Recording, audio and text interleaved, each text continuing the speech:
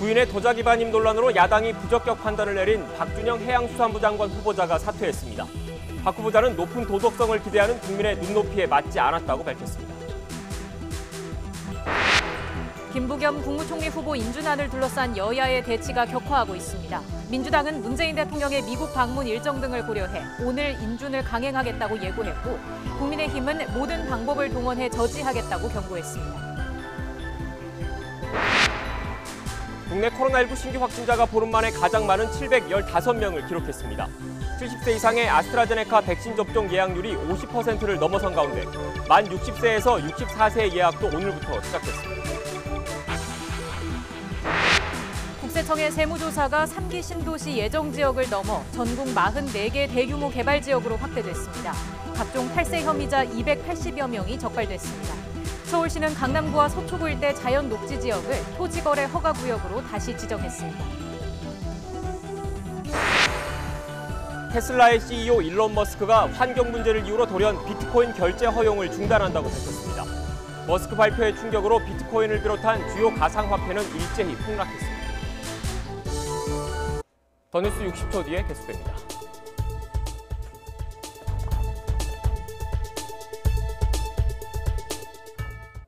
주 중반 이후 신규 확진자가 증가세로 돌아서는 양상이 이번 주에도 반복되고 있습니다. 오늘 0시 기준, 그러니까 어제 하루 확진 판정을 받은 사람은 715명, 전날보다 80명이나 늘었습니다. 지난달 28일 769명 이후 보름 만에 가장 많은 환자가 발생했습니다. 검사 건수가 적은 휴일 효과가 사라지면서 통계에 반영되는 확진자 수도 증가한 것으로 보입니다. 자연스레 거리두기 조정의 핵심 지표는 더 나빠졌습니다. 최근 일주일 하루 평균 지역 발생 환자는 561명으로 2.5단계 범위에 있습니다. 수치만 놓고 보면 지자체 상황에 따라 2단계와 1.5단계인 현재의 거리두기보다 확산세가 거셉니다. 지역별로는 여전히 수도권의 신규 확진자 비율이 높습니다. 어제 하루 전체 국내 발생의 67.3%에 달합니다. 하지만 울산 31명을 비롯해서 비수도권에서도 모두 환자가 나오는 등 다른 곳도 마음을 놓아서는 안 됩니다. 이럴 때일수록 전파의 고리를 찾아 추가 감염을 막는 게 중요한데 현실은 녹록지 않습니다. 특정 집단이 아닌 가족과 지인 등을 통한 일상 속 감염이 늘었기 때문입니다. 실제로 어제 0시 기준 최근 2주 동안 선행 확진자를 통한 감염 비율은 44.5%, 집단 발병의 2배가 넘습니다. 그만큼 감염 경로를 파악하는 게 어려워졌습니다. 언제 어떻게 감염됐는지 아직 명확하게 결론 내리지 못한 조사 중 비율이 28%에 육박할 정도입니다.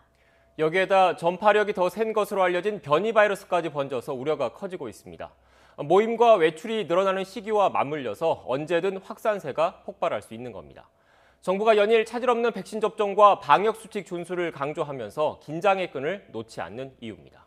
네, 코로나19 관련 내용은 잠시 뒤에 자세하게 전해드리고 먼저 전국 관련 소식 알아보겠습니다. 부인의 도자기 국내 반입 논란으로 물의를 빚은 박준영 해양수산부 장관 후보자가 오늘 스스로 사퇴했습니다. 모든 것이 자신의 불찰이라면서 사과했습니다. 취재기자 연결해서 자세히 알아보겠습니다. 이종수 기자. 네, 경제부입니다. 네, 박 후보자가 자진 사퇴하면서 관련 입장을 밝혔습니까? 네, 박준영 후보자는 오후 1시쯤 사퇴 입장문을 기자들에게 보냈습니다. 해양수산부 장관 후보자로서의 짐을 내려놓고자 한다면서 스스로 사퇴하겠다는 의사를 밝혔습니다. 그동안의 의혹에 대해선 사과와 해명에도 높은 도덕성을 기대하는 국민 눈높이에 맞지 않았다는 점은 부인하기 어렵다면서 모두 자신의 불찰이라고 사과를 했습니다. 박 후보자는 이어서 자신의 문제가 임명권자인 대통령과 해양수산부의 부담으로 작용하는 것은 원하는 바가 아니라면서 문재인 정부의 성공을 끝까지 기원하겠다고 덧붙였습니다. 박 후보자는 지난 2015년에서 2018년 사이 주영 한국대사관에서 일할 당시 부인이 다량의 도자기 장식품을 구매한 일로 물의를 빚었습니다. 이 도자기들을 관세를 내지 않고 국내로 들여왔으며 카페를 열고 이를 불법 판매했다는 의혹입니다.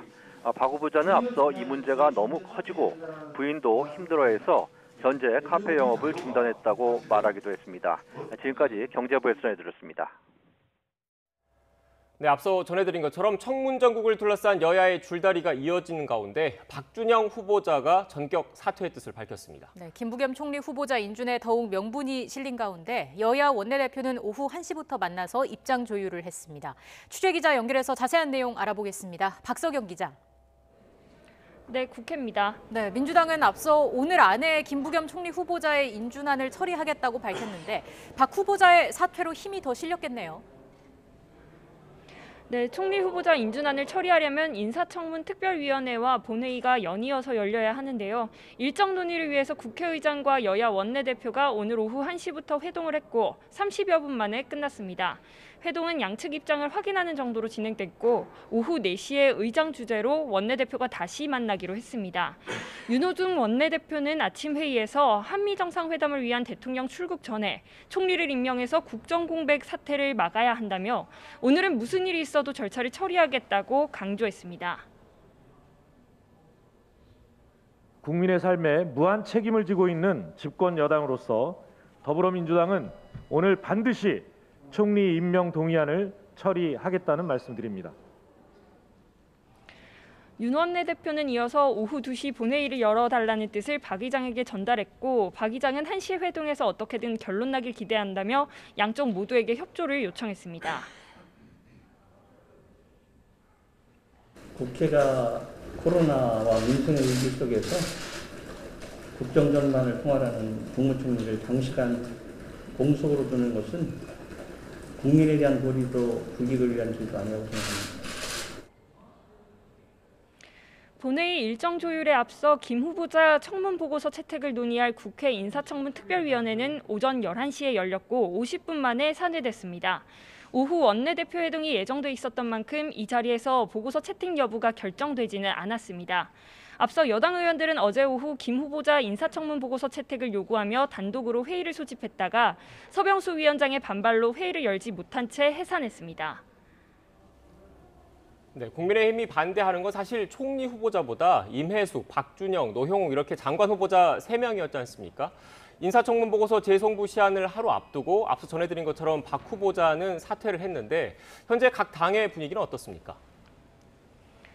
네, 박준영 장관 후보자 사진 사태에 대해 민주당은 안타까운 일이라면서도 배우자의 도자기 관련 의혹은 국민 눈높이에 맞지 않고 불가피하게 물러날 수밖에 없는 상황이라고 밝혔습니다. 그러면서 후보자도 어려움 끝에 사퇴했고 문재인 대통령도 고심 끝에 결정한 것으로 안다고 밝혔습니다. 이와 함께 야당을 향해서는 오늘 김부겸 국무총리 후보자의 인준에 적극 협조해달라고 촉구했습니다. 국민의힘 측은 부적절한 행동으로 국민들께 심려를 끼친 후보자가 이를 반성하고 스스로 물러나는 건 사필 귀정이라고 말했습니다. 또 지명 이후 한 달 가까이 국민께 상처와 혼란을 준 청와대가 사과해야 한다고 덧붙였습니다. 아울러 나머지 후보자들 역시 면죄부가 될 수 없다며 국민 앞에 최소한의 염치를 가지고 결단을 내려야 한다고 강하게 요구했습니다. 국민의힘 김기현 당대표 대행은 아침 회의에서 자격 없는 후보자는 모두 철회하는 것이지 한 명이냐 아니냐 숫자 노름으로 국민을 속이려 해선 안 된다고 강하게 말했습니다.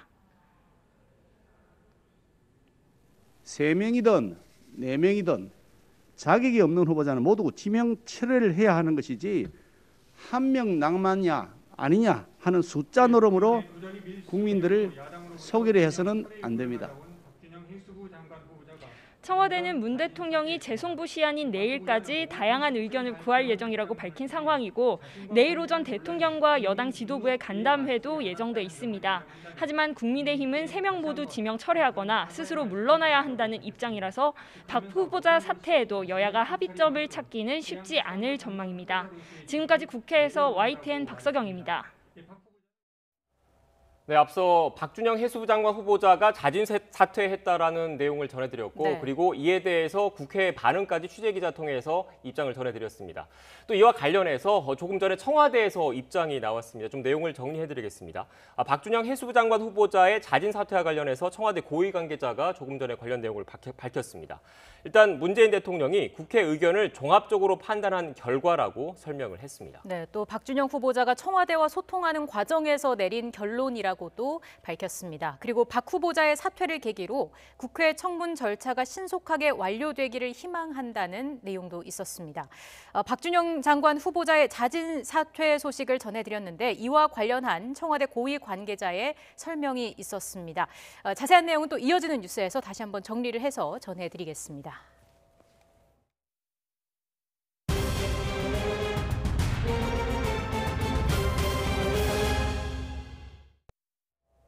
네, 지금부터는 코로나19 관련 소식 전해드리겠습니다. 오늘부터 어린이집과 유치원, 초등학교 1, 2학년 교사와 돌봄 인력도 백신 접종 사전 예약을 할 수 있습니다. 만 60세에서 64세도 백신 예약이 시작돼 60세 이상은 모두 접종 대상자가 됐습니다. 보건소 백신 접종 예약 콜센터에 취재기자가 나가 있습니다. 정현우 기자. 네, 서울 강남구 보건소에 나와 있습니다. 네, 오늘부터 백신 예약 대상자가 더 늘어난 건데 보건소 콜센터가 바쁜 상황이라고요.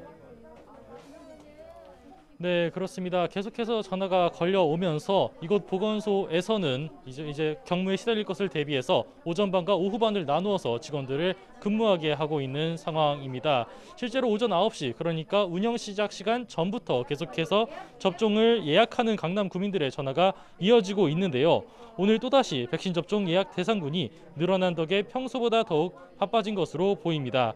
오늘부터 어린이집과 초등 1, 2학년 교사를 포함한 돌봄 인력들의 백신 접종 예약이 시작된 건데요.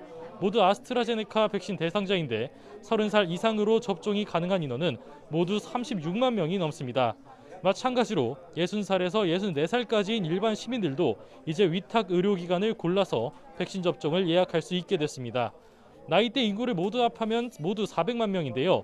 마찬가지로 아스트라제네카 백신 접종을 받게 됩니다. 이걸로 60살 이상 고령층은 모두 백신 접종을 받고 있거나 예약 대상자가 됐습니다. 정부는 60살 이상 대상자들이 접종하는 게 중요하다고 연일 강조하고 있습니다. 60살 이상 고령층의 경우엔 코로나19 환자 치명률이 5%대로 일반 환자 사망률 1.5%의 3배 가까이 되는 데다가 국내 전체 사망자 1,800여 명 가운데 95% 이상이 이 나이대에서 나오기 때문입니다. 보건당국은 백신 1차 접종만으론 86%의 예방 효과를 볼 수 있는 데 반해 많은 사람들이 걱정하고 있는 혈전증은 10만 명당 1명 정도로 희귀하다며 불안감을 잠재우고 나섰습니다. 네, 이렇게 정부가 백신 예약을 강조하고 있는데 예약률이나 백신 수급이 중요할 것 같습니다.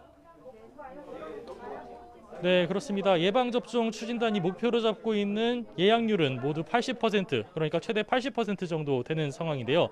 지난 6일 시작된 70살에서 75살 미만 접종 예약 대상자들의 경우에는 40%대의 예약률을 보이고 있고, 마찬가지로 나흘 뒤에 백신 예약이 시작된 65살 이상 어르신들의 경우에도 예약률이 30%대에 그쳐 있는 상황입니다. 예약이 다음 달 3일까지 잡혀 있는 만큼 앞으로 3주 동안의 예약 추이가 관건입니다. 백신 수급에 불균형이 생기면서 접종 속도도 한때 주춤했는데요. 어제 새벽엔 화이자 백신이, 오늘 오후엔 아스트라제네카 83만 5천 회분이 들어오면서 수급에도 숨통이 조금씩 트이는 상황입니다. 이런 가운데 내일부터는 아스트라제네카 백신 2차 접종이 본격적으로 진행됩니다. 지난 2월 26일 첫 접종이 시작된 뒤 1차 접종을 받은 만 65살 미만 요양병원, 요양시설 종사자와 입원 입소자 등이 바로 그 대상입니다. 지금까지 서울 강남구 보건소에서 YTN 정현우입니다. 서울 관악구에 있는 어르신 돌봄 시설의 종사자와 이용자 등 4명이 지난 11일 선제검사에서 최초로 확진된 이후 지금까지 모두 7명이 감염됐습니다. 시설 이용자들은 지난달부터 화이자 백신을 접종했지만 이용자들이 장시간 시설에 머물고 함께 식사하면서 바이러스가 전파된 것으로 파악됐습니다. 대전 대덕구 교회 2곳에서 교인과 접촉자 등 모두 19명이 감염됐고, 특히 처음 감염이 보고된 교회에서는 내부 14군데에서 바이러스가 검출됐습니다. 해당 교회 교인들은 목사가 없는 상태에서 지난 5일부터 9일까지 매일 예배를 연 것으로 파악됐습니다. 자가격리 기간에 격리 장소를 이탈해 지인을 만나고 이튿날 확진 판정을 받은 50대가 1심에서 징역 6개월을 선고받았습니다. 서울 동부지방법원은 방역체계 혼선과 인력, 재정 낭비를 초래하고 전염병 확산 위험을 키웠다면서 선고 이유를 밝혔습니다. 미 질병통제예방센터 CDC는 지금까지 약 900만 명이 얀센 백신을 맞은 뒤 28명이 혈전 증상을 보인 것으로 집계됐다고 밝혔습니다. 특히 이전에는 혈전 부작용 환자가 모두 여성이었는데 이번에 남성 환자 6명이 새로 파악됐습니다. 노르웨이 정부가 아스트라제네카 백신을 자국에서 사용하지 않기로 결정했습니다. 유럽에서 덴마크에 이어 두 번째입니다. 김원배 기자의 보도입니다. 에르나 솔베르그 노르웨이 총리는 기자회견을 열고 아스트라제네카 백신을 노르웨이에서 사용하지 않기로 결정했다고 말했습니다. 덴마크에 이어 유럽에서 두 번째 결정입니다. 이 같은 결정은 노르웨이 정부가 지명한 전문가위원회가 매우 드물지만 유의한 부작용을 이유로 지난 10일 아스트라제네카 백신과 얀센 백신을 접종 프로그램에서 제외할 것을 권고한 뒤 나왔습니다. 노르웨이는 지난 3월 11일 아스트라제네카 백신을 맞은 젊은이 가운데 소수가 혈소판 감소를 동반하는 혈전으로 입원하자 아스트라제네카 백신의 사용을 일시 중단하고 자체적인 세부 검토를 진행해 왔습니다. 얀센 백신의 경우 노르웨이에 배송은 됐으나 접종은 시작되지 않은 상태로 추후 감염 증가 시 등을 대비해 예비 물량으로 비축해 두기로 했습니다. 솔베르그 총리는 남은 아스트라제네카 백신은 유럽연합 회원국이나 백신 공동구매 배분을 위한 국제 프로젝트인 코백스 퍼실리티를 통해 재분배될 가능성이 있다고 말했습니다. 노르웨이가 아스트라제네카와 얀센 백신을 접종 프로그램에서 제외한 것은 화이자와 모더나 백신이란 대안이 있기 때문으로 보입니다.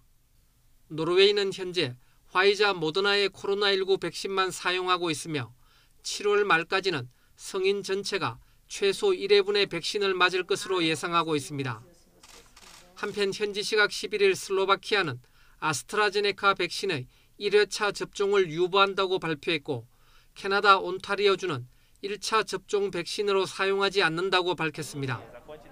또 브라질도 같은 날 임신부에 대한 아스트라제네카 백신 접종을 유보한다고 발표했습니다. YTN 김원배입니다. 코로나19 신규 확진자가 적게는 4,500명대에서 많게는 700명 선까지 오르내린 일이 반복되고 있습니다. 방역당국은 다음 달 말까지 고령층에 대한 백신 1차 접종을 마무리하고 7월부터 새로운 거리두기 방침을 적용한다는 방침입니다. 빠른 백신 접종과 유행 억제, 동시에 진행돼야 할 난제입니다. 전문가와 함께 짚어보겠습니다. 백순영 가톨릭대 의대 명예교수 나오셨습니다. 어서 오십시오. 네, 안녕하세요.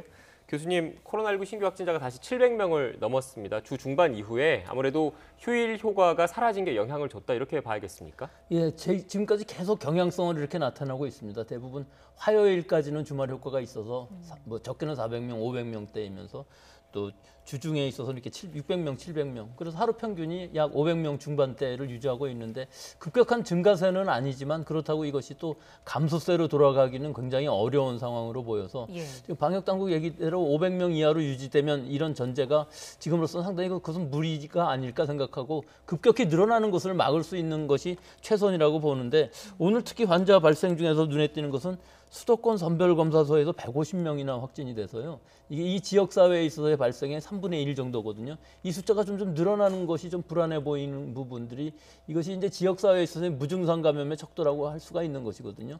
그래서 감염 경로를 알 수 없는 환자들이 지금 거의 30%에 육박하고 있는데 이것이랑 이 무증상 감염이랑 거의 비슷한 수준을 나타내는 부분이 있어서 이런 부분이 좀 더 걱정이 되고 또 변이주의 확산도 지금으로서는 변수라고 하겠습니다.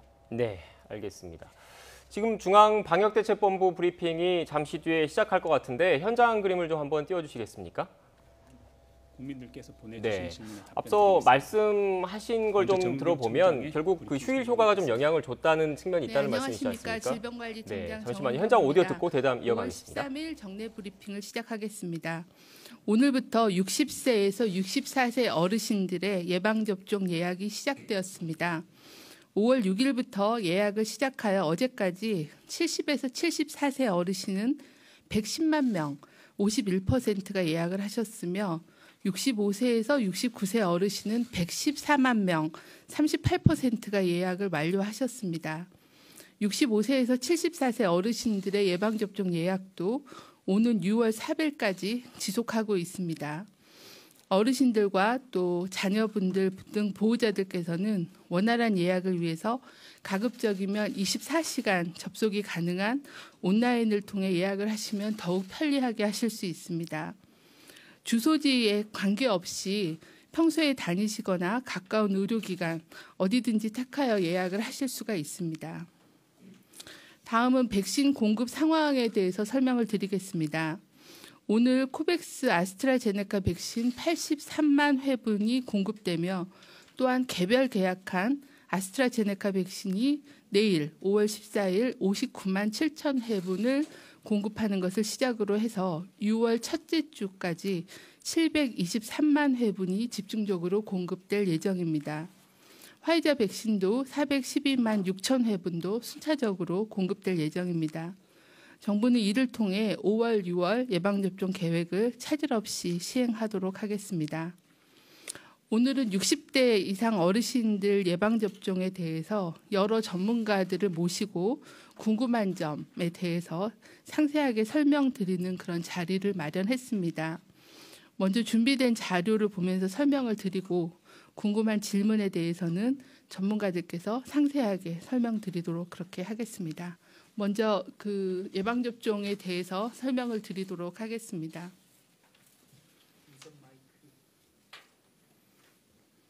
네, 국민들께 정은경 청장이 예방접종 필요성, 효과에 대해서 설명드리겠습니다.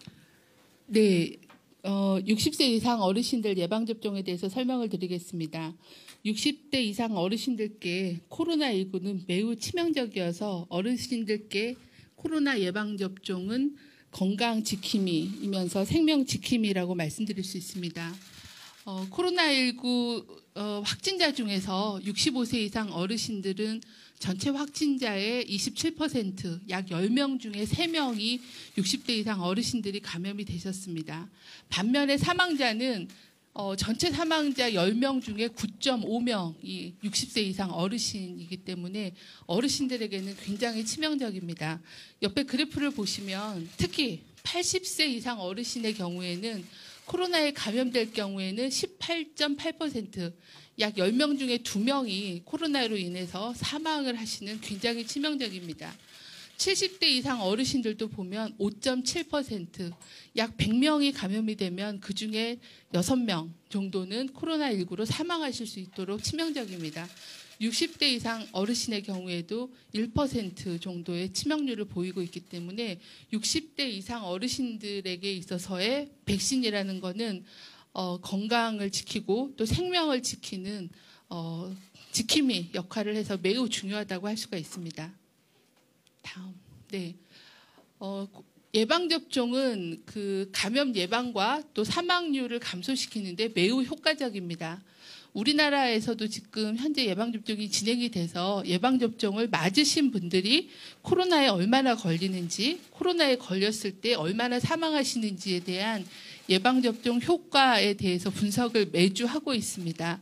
보시면은 미접종자에 비해서 한 번이라도 접종을 맞으신 경우에는 89.5%가 감염을 예방하는 걸로 효과가 증명이 되었습니다.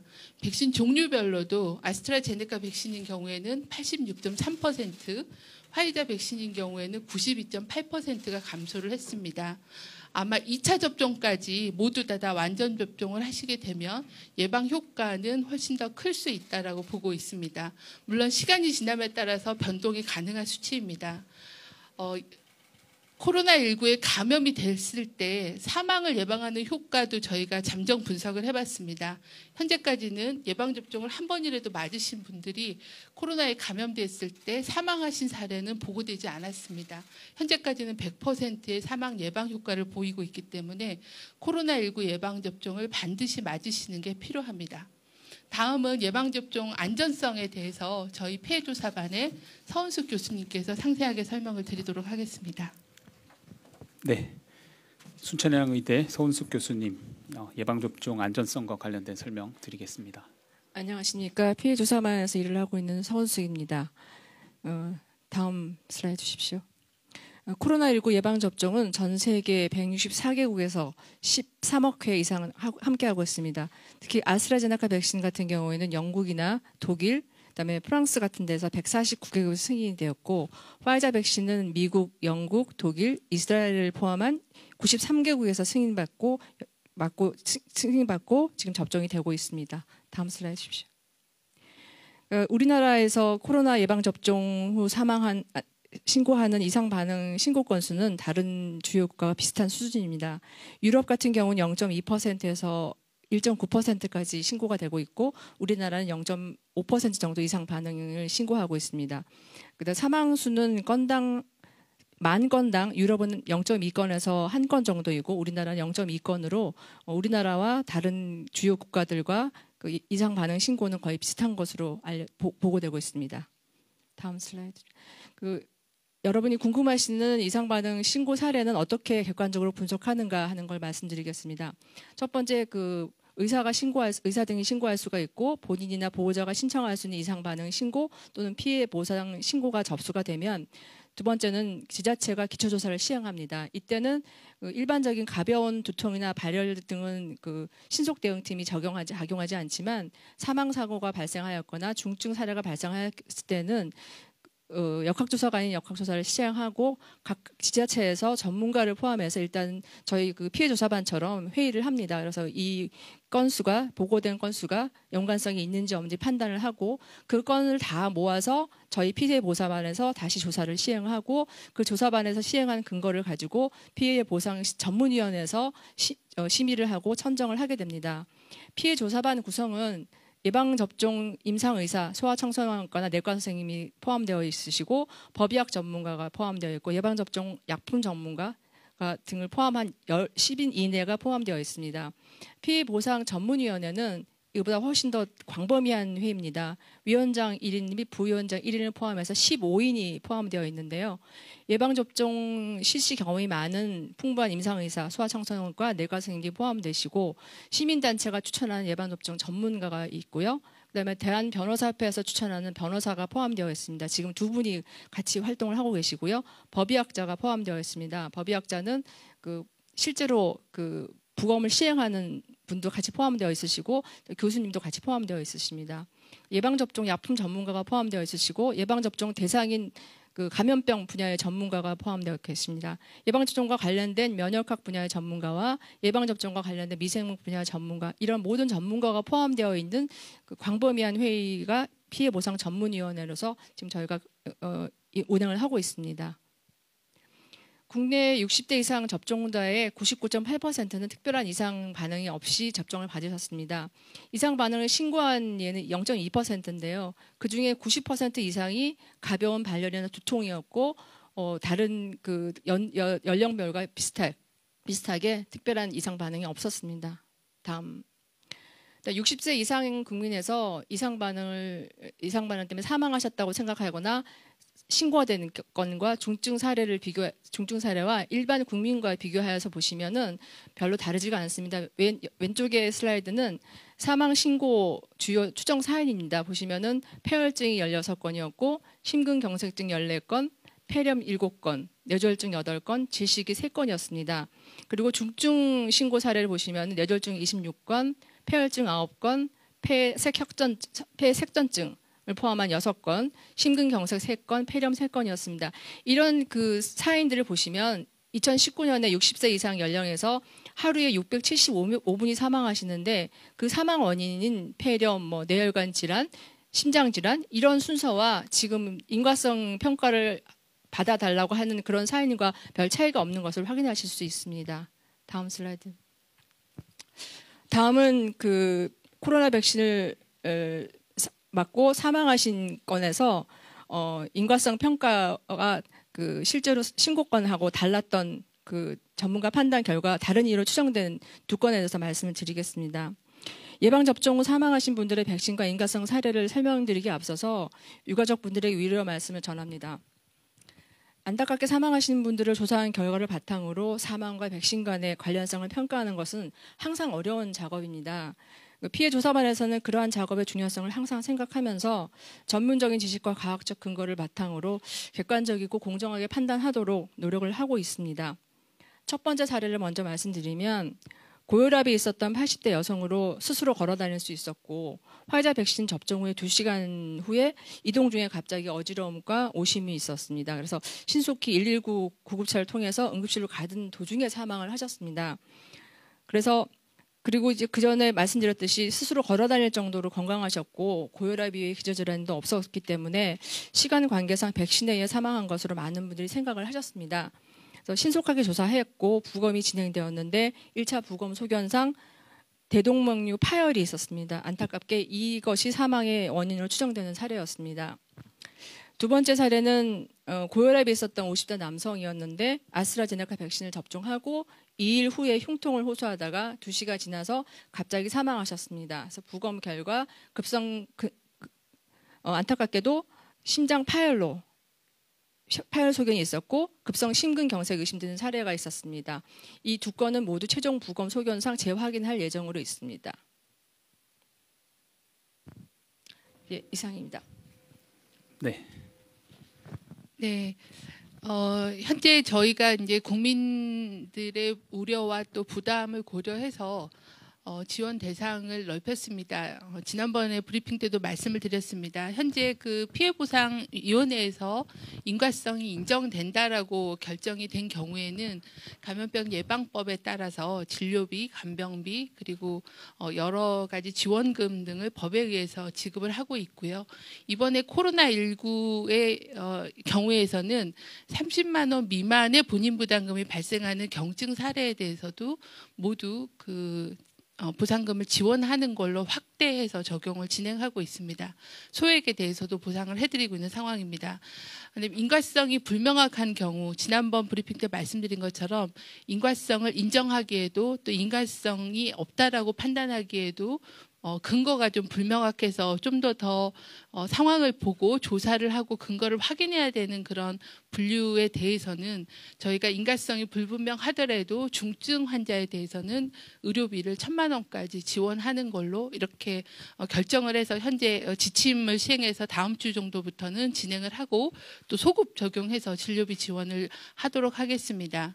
인과성이 불인정되었지만 의료비가 많이 나오거나 어려우신 경우에는 기존의 복지제도인 긴급복지 또 재난적 의료비 등을 적극적으로 안내하고 연계해서 의료비에 대한 지원을 최대한 하도록 그렇게 하겠습니다. 예방접종은 앞에서 말씀드린 것처럼 60세 이상 어르신들께는 감염도 예방하지만 중증이나 사망을 예방하는 굉장히 중요한 건강 지킴이라고 말씀을 드렸습니다. 예방접종을 하게 되면 코로나19에 감염되거나 또 사망되는 것을 예방할 수 있고 본인의 건강뿐만 아니라 가장 소중한 가족, 손자, 손녀부터 시작해서 자녀분들 그리고 또 가까운 지인들에게 전파시켜 주는 것을 차단해서 좀 더 안전하게 만남을 유지할 수 있고요. 또 접종 완료자인 경우에는 현재는 이제 저희가 밀접 접촉자나 아니면 해외 여행을 다녀오신 경우에는 자가격리를 면제하는 등 예방 접종 완료자에 대해서는 좀 더 많은 그런 활동 범위가 일상을 회복할 수 있을 거라고 보고 있습니다. 백신은 여기 적힌처럼 과학입니다. 철저하고 객관적인 이상 반응, 의심 사례에 대한 조사 그리고 피해 보상 심사를 객관적이고 독립적인 그런 전문가들이 진행하기 때문에 신뢰해 주시기를 요청을 드리고요. 또 본인의 건강, 가족의 안전 그리고 일상 회복을 위해서 예방 접종에 적극 참여해 주시기를 거듭 요청을 드립니다.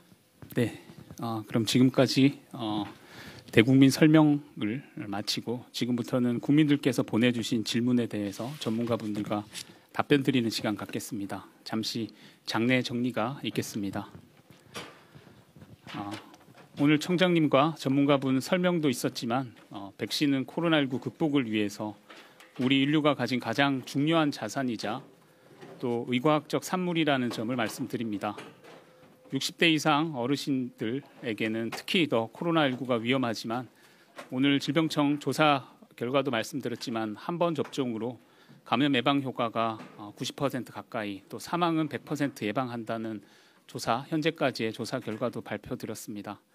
이상 반응 신고 사례는 또 다양한 분야의 전문가가 독립적으로 구성된 기구를 통해서 근거 기반으로 사례를 분석해서 예방접종과의 네, 지금까지 중앙방역대책본부 브리핑 들었습니다. 핵심적인 내용은 이것인 것 같습니다. 일단 백신 접종은 감염을 막고 중증과 사망률을 낮추는 데 매우 효과적이다라는 내용이 오늘 브리핑의 핵심적인 내용이었는데 아무래도 이런 자리가 마련된 거 교수님 그 백신 접종 이후에 이상 반응에 대한 국민적인 우려를 불식시키기 위한 이런 차원이라고 봐야겠죠. 그렇죠. 우리가 지금 아스트라제네카의 이 혈소판 감소를 동반하는 이 혈전증이라는 것이 너무 과도하게 우리 국민들한테 불안감을 느끼게 하고 있어. 그래서 사실은 지금까지 우리나라에서 200만 명 이상이 아스트라제네카 백신을 맞았는데 이 사례에 해당하는 것은 한 명도 없었거든요. 네. 이 혈전증의 경우.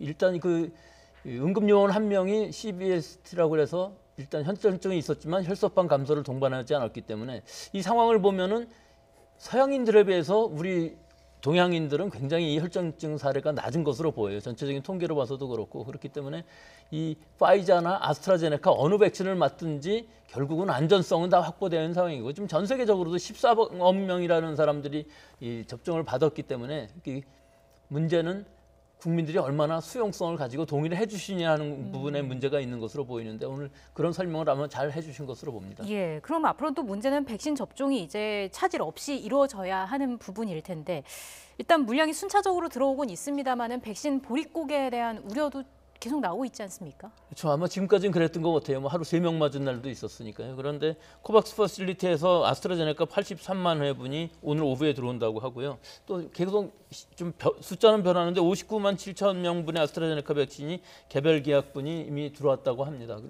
그렇게 해서 5월 14일부터 6월 초까지 723명분이 들어오게 되면은 이 아스트라제네카 백신 60세에서부터 74세까지 접종하는데 큰 문제가 없을 것으로 보이고요.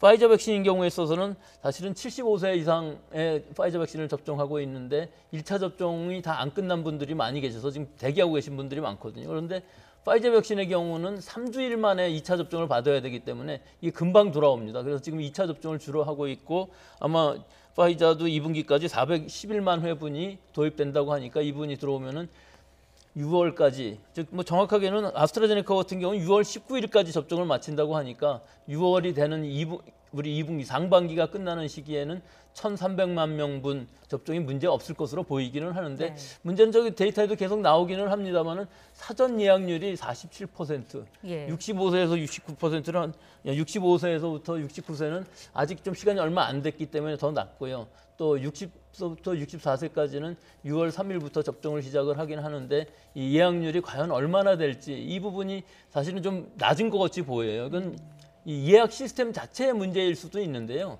이 여러 가지 시스템들을 다 해서 접종을 받는다 할지라도 사실은 80~90% 가기는 좀 어려워 보이거든요. 그래서 지금으로서는 어떻게 해서든지 이 연령층에 있어서 아스트라제네카의 접종을 많이 받을 수 있을 만한 어떤 유인책들을 많이 마련해야 되는데 그 부분에서 제일 중요한 것이 이 부작용에 대한 여러 가지 피해 대책도 물론 있겠고요. 또 지금 보면은 이 시기에 지금 예약을 하시는 분들은 좀 불편한 분들이 분명히 있을 거예요.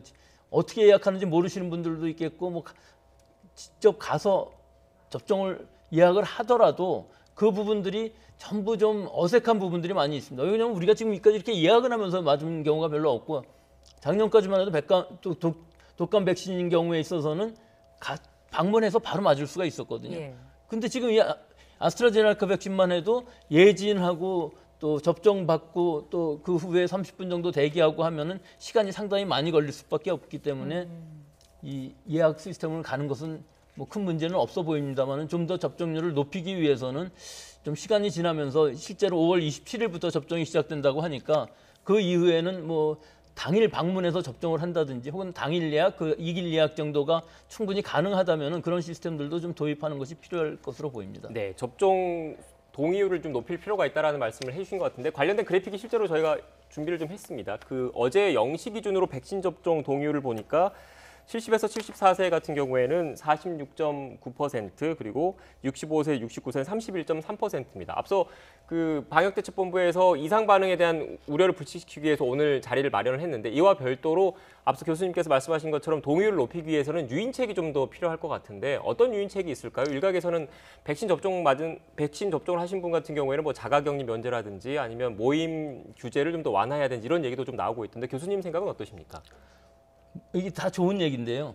근데 문제는 이것을 하기 위해서는 내가 원하는 시간에 접종을 받을 수가 있어야 되고 2차 접종까지 완료한 후에 2주일이 지나야 이런 혜택을 받을 수가 있는데 지금은 아직까지도 60세 처음 시작하는 단계고 아직 다 일반 시민들은 시작이 안 됐거든요. 5월 27일부터 시작을 해서 제일 빨리 맞는 사람도 8월 27일이나 돼야 2차 접종이 되는 것이고 그 2주가 더 지나가게 되면은 9월 달이나 돼야 이것이 이런 혜택을 받을 수 있는 상황이거든요. 네. 그러니까 유인책을 이것이 지금 유인책으로서 좀 어려운 것이 이 자가격리 5인 이상 모임 금지 같은 것들을 좀 완화한다는 것도 지금으로서는 굉장히 좀 어려운 부분이에요.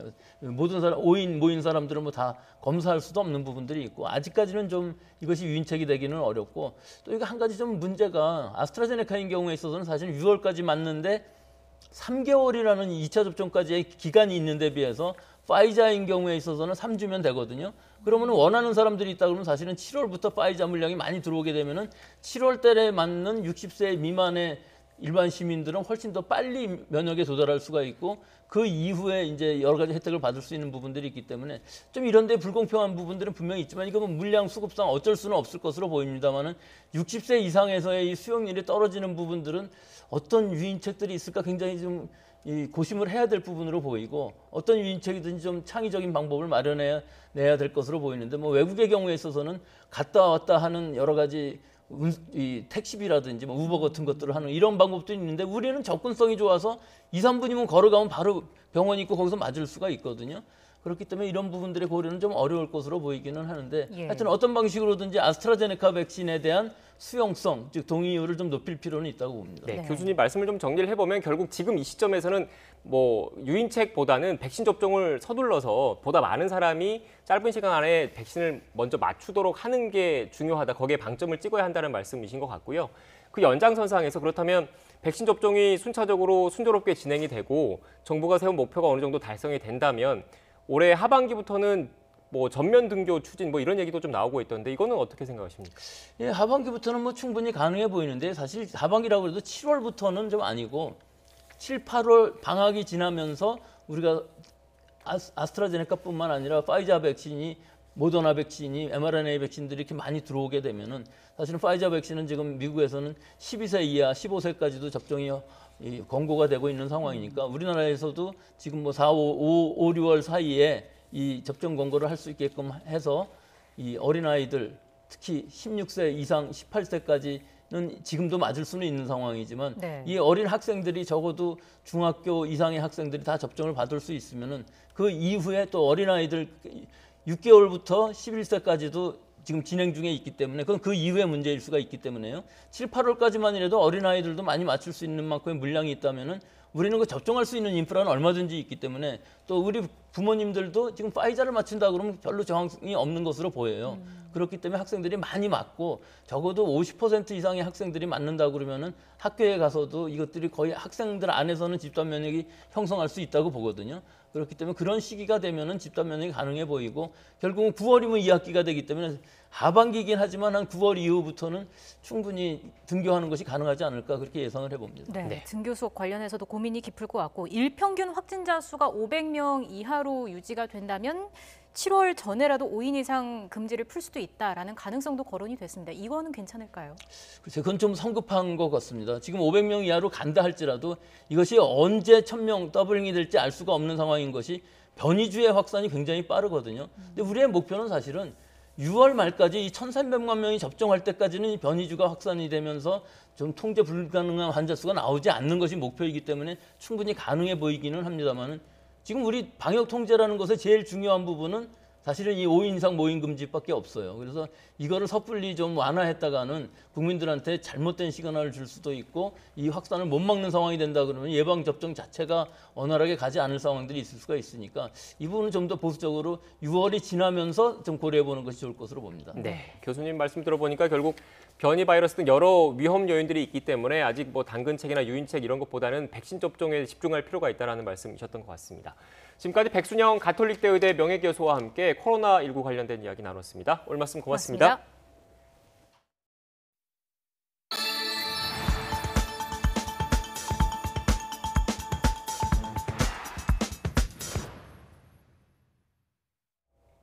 서울 낮 기온이 29도까지 올랐습니다. 내일은 오늘보다 더 덥다고 합니다. 날씨 중계차 연결해서 알아보겠습니다. 홍나실 캐스터. 네, 일산 호수공원에 나와 있습니다. 네, 오늘 올봄 들어 가장 더운 날이라고요? 네, 그렇습니다. 볕이 강하게 내리쬐더니 올봄 들어 가장 더운 날씨가 찾아왔습니다. 현재 서울 기온 29도까지 오르면서 올 들어 가장 높은 기온을 기록했는데요. 가만히 서 있기만 해도 땀이 날 정도로 더운데 내일은 더위의 기세가 더 강해집니다. 내일 서울 낮 기온은 30도까지 오르면서 하루 만에 올봄 최고 기온을 경신할 것으로 보입니다. 오늘은 서쪽 지역을 중심으로 30도를 웃도는 곳이 많습니다. 전국에서 가장 더운 곳은 강원도 원주시 신림면으로 기온이 33.4도까지 올라 한여름 날씨를 보이고 있고요. 경기도 광주시 퇴촌면은 31.9도, 서울 양천구도 30.2도로 올봄 최고 기온을 기록하는 곳이 많습니다. 내일은 오늘보다 더 덥겠습니다. 내일 서울과 광주의 낮 기온 30도, 대전과 춘천은 31도까지 오르면서 30도를 웃도는 곳도 많겠습니다. 낮 동안에는 맑은 하늘 아래 자외선이 비상입니다. 내일도 전국의 자외선 지수 매우 높은 수준까지 치솟겠습니다. 볕이 그대로 노출되면 단시간에 피부 질환이 생길 수 있는 수준이니까요. 외출하실 때는 자외선 차단제를 꼼꼼하게 챙겨 바르고 모자나 양산 등도 챙기시기 바랍니다. 이번 고온 현상은 주말 전국에 비가 내리면서 누그러지겠습니다. 토요일 새벽 남부지방을 시작으로 낮에는 전국으로 비가 확대하겠고요. 월요일 오전까지 이어진 뒤 그칠 전망입니다. 이후 부처님 오신 날까지는 맑고 예년보다 따뜻한 날씨가 이어지겠습니다. 오후에 들어서면서 오존 농도도 점점 짙어지고 있습니다. 현재 충남 서산과 경기 중북부 지역에는 오존주의보가 발효 중인데요. 내일도 더위 속 오존 농도가 나쁨 수준을 보이는 곳이 많겠습니다. 호흡기가 약한 어린이와 노약자는 볕이 강한 2시부터 5시 사이 야외 활동을 자제해 주시기 바랍니다. 지금까지 일산 호수공원에서 YTN 홍나실입니다. 현장에 나가 있는 취재기자 연결해서 자세히 알아보겠습니다. 홍민기 기자. 네, 서울 홍대 입구역에 나와 있습니다. 네, 전동 킥보드 관련 규정이 강화됐는데 경찰도 단속에 나섰다고요. 네, 그렇습니다. 지금 제 뒤로 경찰관들이 서 있는 모습을 보실 수 있는데요. 이곳 홍대 입구역 근처에 서울 마포경찰서 소속 경찰관 11명이 나와서 개인용 이동장치 이용자들을 단속하는 모습입니다. 안전모를 쓰지 않은 채 개인용 이동장치를 이용하는 사람들, 또 건널목을 건널 때 내리지 않는 사람들에게 새로 바뀐 규정을 안내했는데요. 오늘부터는 전동 킥보드 등을 탈 때 이런 자전거용 안전모나 헬멧을 꼭 써야 합니다. 또 인도 위를 달려서도 안 되는데요. 하지만 아직 새로 바뀐 규정이 익숙하지 않은 만큼 현장에서 단속되는 사람이 적지 않았습니다. 경찰은 오늘은 새로운 법이 시행된 지 첫날이기 때문에 오늘부터 한 달 동안은 범칙금을 부과하지는 않을 방침입니다. 오늘부터 전동 킥보드나 전기 자전거, 또 전동 휠 등 개인용 이동장치는 인도로 달릴 수 없고 자전거 도로나 자동차 도로의 가장 오른쪽 차선을 이용해야 합니다. 또 면허도 꼭 가지고 있어야 합니다. 운전면허를 딴 성인이나 원동기 면허를 소지한 만 16살 이상만 개인용 이동장치를 탈 수 있습니다. 만약 이를 위반해 적발되면 과태료나 범칙금 10만 원을 물게 됩니다. 어린이들은 물론 탈 수 없는 건데요. 만약 어린이들이 운전했다면 부모나 보호자들이 대신 벌금을 묻니다. 또 자전거용 안전모를 쓰지 않으면 범칙금 2만 원, 2명 이상이 한 장치에 같이 타면 4만 원이 부과됩니다. 음주 운전에 대한 처벌도 더 엄격해졌습니다. 지금까지는 술 마시고 탔다가 단속되면 범칙금이 3만 원 정도였는데 이젠 10만 원까지 올랐습니다. 국토교통부는 오늘부터 바뀌는 법을 적극적으로 홍보하겠다고 밝혔는데요. 경찰도 오늘부터 단속에 나섰지만 한 달 동안은 계도 기간을 정해 범칙금을 부과하지는 않을 방침입니다. 최근 3년 동안 개인용 이동장치와 관련한 사고는 매년 2배씩 늘어 지난해엔 900건에 달한 실정입니다. 지금까지 서울 홍대 입구역 근처에서 YTN 홍민기입니다. 국세청이 전국 44개 대규모 택지와 산업단지 개발 지역에서 탈세 혐의가 포착된 289명에 대해 세무조사에 착수했습니다. 토지를 취득하며 편법 증여를 받는가 하면 법인세를 탈루하고 자금을 유출해 토지를 취득한 법인과 사주 등 다양한 유형의 탈세 혐의자가 조사를 받게 됐습니다. 취재기자 연결하겠습니다. 오인석 기자 전해주시죠. 네. 국세청이 전국 44개 대규모 택지와 산업단지 개발 지역의 토지 취득 과정에서 탈세 혐의가 드러난 289명에 대해 2차 세무조사에 들어갔다고 밝혔습니다. 국세청은 지난 3월 말부터 남양주, 왕숙과 하남, 교산 등 3개 신도시 예정지구 6개 지역에 대한 검증에 이어 세무 검증 대상을 전국의 대규모 택지와 산업단지 개발 지역으로 확대했습니다. 44개 지역에는 태릉 CC와 용산 정비창, 성남 신촌, 용인 반도체 산업단지, 정북 과천 청사 일대, 세종 스마트 산업단지 등이 포함됐습니다. 국세청이 공개한 탈세 혐의를 보면 남편의 토지 보상금을 증여받은 배우자와 자녀가 개발 지역에 있는 상가 등 수십억 원의 부동산을 사들인 뒤 증여세를 내지 않았습니다. 법인 자금을 유출해 개발 예정 지역 토지 등 수백억 대의 부동산과 수십 대의 고가 자동차를 구입한 사주 일가도 적발됐습니다. 또 농지를 취득하고 이를 쪼개 판매하며 사실상 기획부동산 영업을 한 농업회사 법인과 개발 예정지 부동산을 중개하고 고액의 수익 금액을 누락한 중개업자도 덜미가 잡혔습니다. 국세청은 자금 흐름을 추적해 편법 증여 여부를 확인하고 법인세 신고 내역을 정밀 검증해 법령 위반 사실이 드러나면 고발 등 엄정 조치하기로 했습니다. 국세청은 지난 3월 말 개발지역 부동산 탈세 특별조사단을 설치하고 대규모 개발지역에서 일정 금액 이상의 토지거래 내역에 대해서는 탈세 혐의를 정밀 검증하고 있습니다. 지금까지 경제협에서 전해드렸습니다. 서울시는 도시계획위원회 심의를 거쳐서 이달 30일 만료되는 강남구와 서초구 일대 자연 녹지 지역을 오는 2024년 5월 30일까지 토지거래 허가구역으로 재지정했다고 밝혔습니다. 강남구는 수서 역세권 공공주택지구와 구룡마을 도시개발 사업 등이 진행되는 인접지역이고 서초구는 양재 R&D 혁신지구와 방배동 성디마을 공공주택지구 등이 포함됐습니다. 수출 호조 등 최근 경제 지표에 파란불이 켜지면서 문재인 대통령까지 나서서 성장률 4%를 언급했습니다. 네, 한국개발연구원 KDI도 4%에 가까운 경제 전망을 내놓으면서 경제 반등의 핵심은 백신이라고 강조했습니다. 권남기 기자입니다. 수출은 최근 날개를 달았습니다. 배편이 부족할 정도입니다. 미주 항로에는 임시 선박을 월 2회 이상 투입하되 5월에는 6척을 투입하고 올해 경제 성장률 전망치도 덩달아 뛰었습니다. 애초 우리 정부 전망치는 3.2%였지만 어느새 4%대 전망이 계속 나옵니다. 한국개발연구원 KDI도 올해 3.8% 성장, 내년엔 민간 소비 회복에 따라 3% 성장을 내다봤습니다. 또 지난달 2% 넘게 오르며 인플레이션 우려까지 나왔던 소비자 물가의 경우 올해 1.7%의 상승률을 기록할 것으로 예상했습니다. 일자리 회복은 장담하지 못했습니다. 취업자 22만 명이 사라진 최악의 지난해. 올해는 19만 명이 늘며 소폭 반등에 그칠 것으로 내다봤습니다. 대면 서비스업 회복이 신통치 않기 때문입니다. 실제로 서울 명동의 중대형 상가 공실률은 올해 1분기 기준 38%, 10곳 중 4곳은 텅 비었습니다.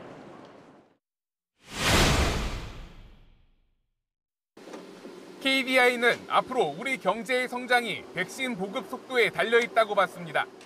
이른바 집단 면역 시기가 당겨지면 대면 서비스업을 중심으로 우리 경제가 강하게 반등할 수 있다는 겁니다. 성장률이 저희가 전망한 3.8%보다 높아질 수도 있고요. 만약에 백신 보급이 좀 지체가 된다면 그보다 낮아질 수도 있습니다. KDI는 경제 회복이 된다 해도 그 속도는 업종이나 소득 수준, 성별에 따라 다를 것으로 봤습니다. 코로나19 충격은 그동안 대면 서비스업과 저소득층, 여성에게 가장 큰 타격을 입혔습니다. 이 여성이 비경제 활동 인구로 많이 빠졌다는 게 이 코로나 충격의 고용 충격의 회복을 느리게 하는 요소로 작용을 하지 않을까. KDI는 또 연이은 추경이 지난해 성장률을 0.5%포인트 정도 끌어올렸다고 봤습니다. 다만 앞으로도 대규모 재정 적자를 계속하겠다는 정부 계획은 경기 회복을 고려해 바꿔야 한다고 지적했습니다. YTN 권남기입니다.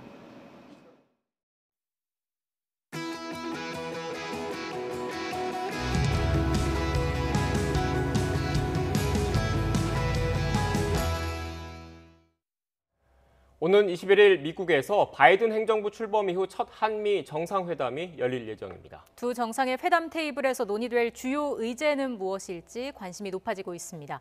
전문가와 함께 이야기 나눠보겠습니다. 마상윤 가톨릭대 국제학부 교수 나오셨습니다. 어서 오십시오. 네, 안녕하십니까. 네, 안녕하세요.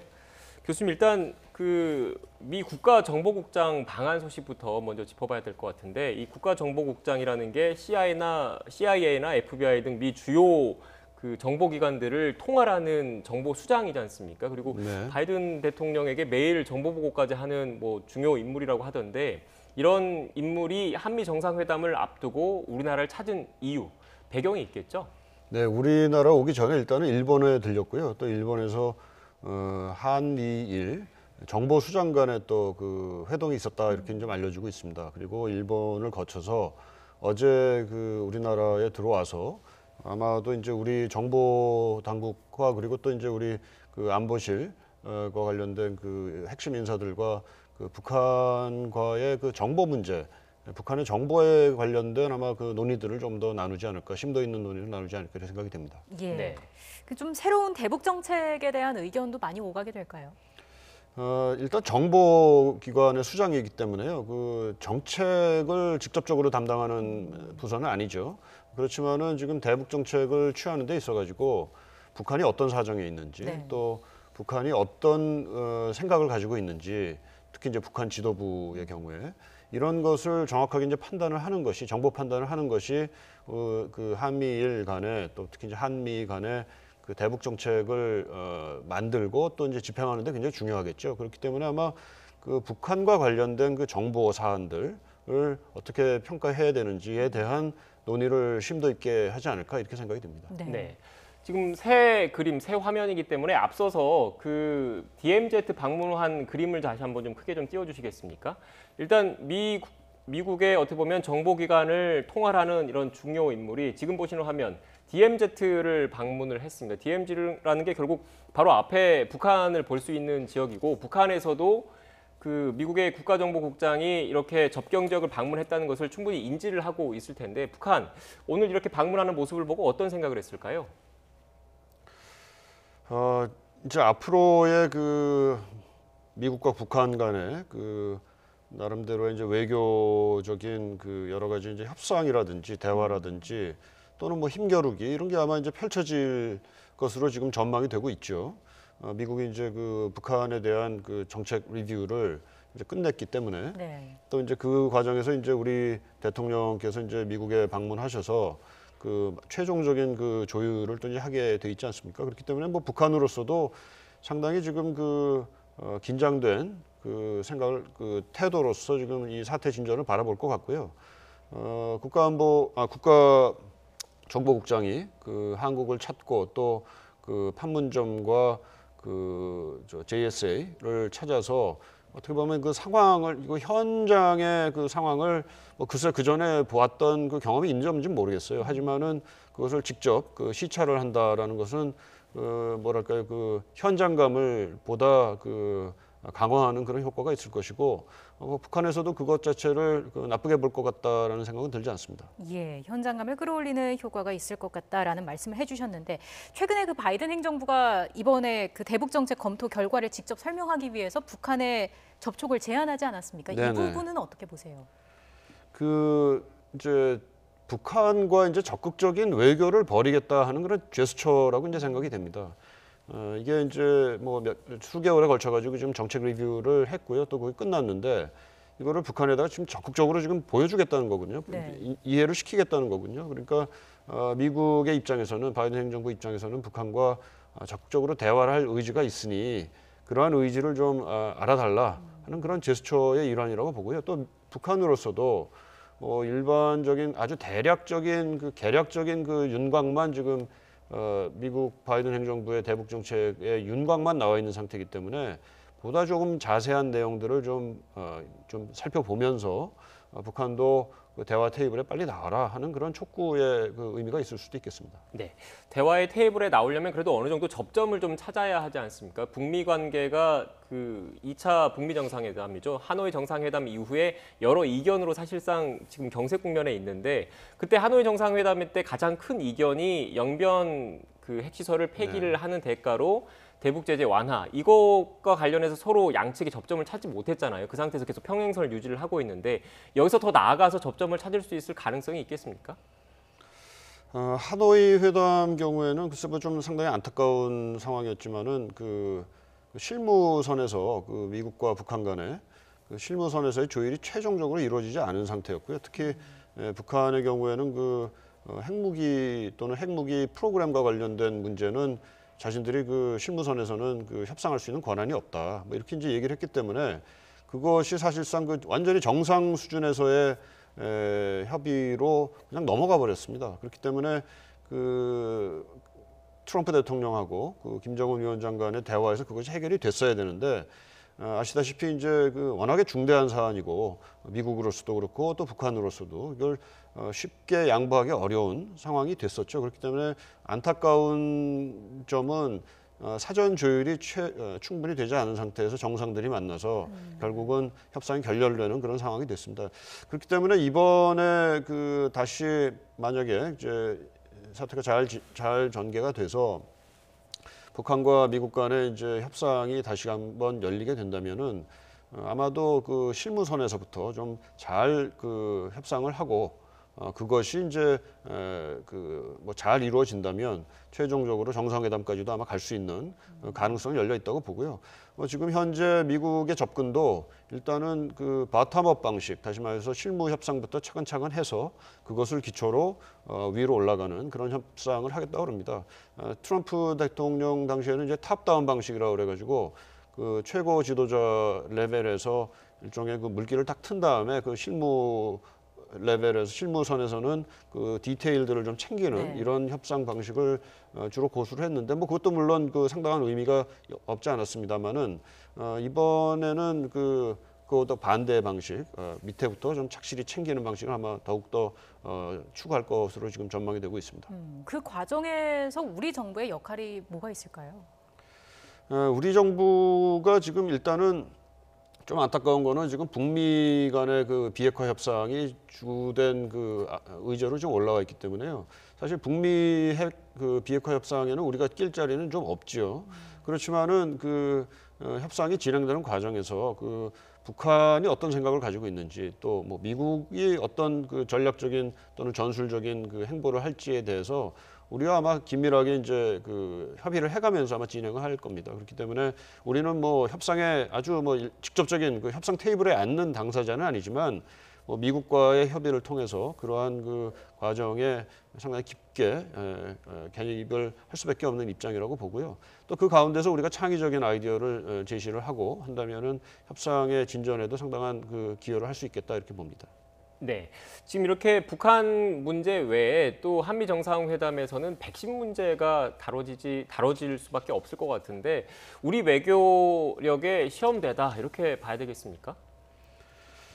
글쎄 뭐 이것이 우리 외교력의 그 바로미터다 이렇게 볼 수 있을지 모르겠습니다만 아무튼 지금 우리가 그 백신 공급 그리고 국민들이 빨리 백신을 맞아가지고 집단 면역을 형성하는 것이 국가적인 차원에서 굉장히 중요한 문제가 돼버렸죠. 네. 또 그것을 위해서는 지금 백신을 우리가 지금 직접 생산을 하지 못하는 상황이기 때문에 일부 뭐 라이센스 생산은 있습니다만 그 백신을 빨리 들여와야 되는 문제가 생깁니다. 결국 그것이 이제 우리의 외교 문제가 돼버렸고요. 그렇기 때문에 그 한미 정상회담을 통해 가지고 우리에게 미국이 조금 더 빨리 또 많은 물량을 제공할 수 있도록 하자는 게 지금 아마 우리 정부 당국의 의도이고 생각인 것 같습니다. 예, 지금 저희가 그래픽을 통해서도 보여드리고 있는데 이호승 청와대 정책실장의 언급도 있었습니다. 한미 정상회담의 주된 의제 중에 하나가 한미 간의 백신 파트너십이다라면서 지금 보시는 것처럼 미국의 백신에 대한 원천 기술과 원부자재, 한국의 바이오 생산 능력을 결합하면 한국이 백신 생산의 글로벌 허브가 될 수 있다라는 이야기를 했습니다. 관련해서 좀 백신 동맹, 백신 파트너십 이런 것과 관련해서 한미 정상회담에서 어느 정도 좀 구체적인 결론, 합의가 나올 수 있겠습니까? 네, 충분히 가능하지 않을까 저도 생각이 되는데요. 왜냐하면은 그 지금 백신 공급을 위해서는 일단 생산이 많이 돼야 되지 않겠습니까? 특히 이제 이게 그 한두 나라의 얘기가 아니고 전 세계에 대한 지금 백신 공급이 문제가 되는 것이고 또 이 코로나19 사태라는 것이 한 나라만 그 뭐 집단 면역을 달성한다고 그래가지고 종식이 되는 문제가 아니잖아요. 지금 뭐 인도라든지 여러 국가들에서 지금 그 코로나 사태가 굉장히 악화되고 있고 그런 가운데서도 변이 바이러스가 또 나오고 있고 이런 상황이기 때문에 지구상의 어떤 나라라도 그런 그 방치가 돼 있는 상태로 있으면은 결국은 뭐 우리도 그렇고 미국에도 그렇고 다시 돌아오는 상황이 됩니다. 그렇기 때문에 지구촌 자체의 전체의 그 집단 면역을 빨리 달성하는 것이 문제가 되고요. 그걸 위해서는 백신이 빨리 생산되고 대량으로 생산되고 또 개발도상국들에 대해서도 신속하게 공급이 돼야 되는데 그것을 할 수 있는, 그것을 도와줄 수 있는 역할을 한국이 할 수가 있다. 특히 백신 생산과 관련된 위탁 생산 능력이 우리가 굉장히 세계적인 수준이라고 합니다. 그렇기 때문에 그러한 우리의 능력을 미국의 그 백신 공급에 대한 리더십과 결부시키고 또 미국이 가지고 있는 그 원천 기술과 결부시키면 상당히 좋은 시너지를 그야말로 창출할 수 있지 않겠는가 이렇게 생각이 듭니다. 네, 마지막으로 간략하게 이렇게 백신 생산 강국임과 동시에 우리나라 같은 경우 반도체 강국이지 않습니까? 그래서 이 반도체 대미 투자를 지렛대 삼아서 백신 이런 확보에 좀 긍정적인 효과를 줄 수 있지 않겠느냐 이런 관측도 나오고 있던데 간략하게 어떻게 전망하십니까? 그래서 그 백신 문제하고 반도체 문제가 아무래도 각각의 사정들이 있기 때문에 이걸 뭐 완전히 연계를 시킨다 하는 게 꼭 가능한 건지는 모르겠습니다. 그렇지만은 우리가 이제 그 백신뿐만이 아니라 반도체 관련해서도 상당한 기술력을 가지고 있고 세계적인 기업들을 가지고 있기 때문에 또 그 반도체 문제가 지금 미국 입장에서도 굉장히 첨예한 관심사가 돼 있기 때문에 그러한 가운데에서 그러한 분야에서 우리가 협력을 잘 할 수가 있다면 전반적인 한미 관계의 분위기를 좀 더 호전시키는 데는 그래도 도움이 되지 않겠는가 이렇게 생각이 됩니다. 네, 알겠습니다. 지금까지 마상윤 가톨릭대 국제학부 교수와 함께 한미 정상회담 그리고 한반도 정세 관련된 이야기 나눴습니다. 오늘 말씀 고맙습니다. 네, 고맙습니다.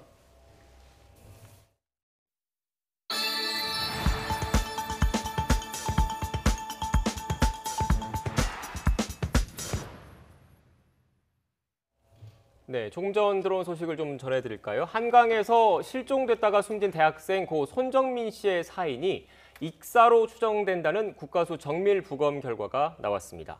서울지방경찰청은 오늘 오후 기자회견을 열어서 이같이 밝히고 지난달 25일 새벽 당일 손 씨와 친구 A 씨를 목격한 6개 그룹 9명 조사도 마쳤다고 밝혔습니다. 네, 경찰 조사에 따르면 손 씨와 그 친구 A 씨는 당일 새벽 3시 38분까지 함께 있는 게 목격이 됐는데 A 씨는 간혹 강가 쪽으로 가서 토를 했고 손 씨는 주로 누워 있거나 앉아 있는 모습이었습니다. 이후 42분 뒤인 4시 20분에는 A 씨만 강에서 가까운 경사면에 술에 취한 채 누워 있었고 이를 본 한 목격자가 A 씨가 위험해 보여서 깨운 것으로 파악이 됐습니다. 네, 경찰은 그러면서 당일 새벽 3시 38분부터 4시 20분까지 42분 사이에 두 사람의 행적을 재구성하는 데 수사력을 집중하고 있다고 설명했습니다. 관련해서 취재기자가 지금 준비가 돼 있는 것 같은데 준비가 돼 있으면 한번 연결해 볼까요? 신준명 기자. 네, 사회부입니다. 네, 앞서 조금 전에도 속보를 좀 전해드렸는데 오늘 경찰이 밝힌 내용 구체적으로 전해주시죠. 네, 서울경찰청은 국립과학수사연구원으로부터 고 손정민 씨에 대한 부검감정서를 받았다고 밝혔습니다. 국과수는 이 감정서에서 손 씨의 사인은 익사로 추정되며 머리 왼쪽에 있는 찢긴 자국 2곳은 사인으로 보기 어렵다는 의견을 밝혔습니다. 경찰은 목격자의 진술 등을 토대로 당시 손 씨와 친구 A 씨의 행적을 재구성하는 데 수사력을 집중하고 있는데요. 경찰은 현재까지 손 씨와 A 씨를 목격한 6개 그룹 9명을 조사했습니다. 목격자들은 공통적으로 손 씨가 실종된 지난달 26일 새벽 2시부터 3시 38분까지 두 사람이 서울 반포 한강공원에서 돗자리를 펴두고 인근에 같이 누워있거나 앉아 있었다고 진술했다고 경찰은 밝혔습니다. 경찰은 친구 A 씨가 3시 38분 당시 통화를 하고 있었기 때문에 정확한 시간을 분 단위로 특정할 수 있었다고 설명했습니다. 한 목격자는 3시 38분까지 손 씨 일행 인근에 앉아 있었는데요. 자신과 함께 있던 일행이 사라져서 찾으러 다닌 뒤에 새벽 4시 20분쯤 공원 잔디밭 끝 경사면에 A씨가 가방을 맨 채로 혼자 누워있어서 깨웠다고 경찰에 진술했습니다. 해당 경사면은 돗자리에서 10m 정도 거리로 강에 가까워서 방파제가 있고 물에 잠기기도 하는 곳이라 목격자가 위험하다고 보고 A씨를 깨운 것이라고 설명했는데요. 하지만 해당 목격자는 A씨를 깨울 당시 손 씨를 보지는 못했다는 게 경찰의 설명입니다. 당시 A씨는 이 목격자가 자신을 깨운 일에 대해서는 술에 많이 취해서 기억나지 않는다고 경찰에 진술했습니다. 그리고 A씨가 잠에서 깬 뒤 새벽 4시 33분쯤 혼자 집으로 돌아가는 장면이 인근 CCTV에 담겼습니다. 결국 당일 새벽 3시 38분부터 4시 20여 분까지 40여 분간의 행적에 대해선 아직 재구성이 끝나지 않은 건데요. 경찰은 이 시간대 행적을 확인하기 위해 당시 반포한강공원 출입 차량 154대를 특정해 블랙박스 등을 살피며 탐문 수사를 계속해 나가고 있고 추가적인 제보도 확인하고 있습니다. 또 A씨의 노트북과 A씨 어머니의 휴대전화, A씨가 귀가한 뒤 부모와 함께 다시 한강 반포공원 현장에 타고 온 차량 블랙박스에 대한 포렌식을 완료했고 A씨 아버지 휴대전화를 포렌식하고 있습니다. 경찰은 또 A씨에 대해 어제 변호사를 대동해 프로파일러 상담을 진행했다고 밝혔습니다. 사라진 A씨의 휴대전화를 찾기 위한 수색 작업도 진행되고 있습니다.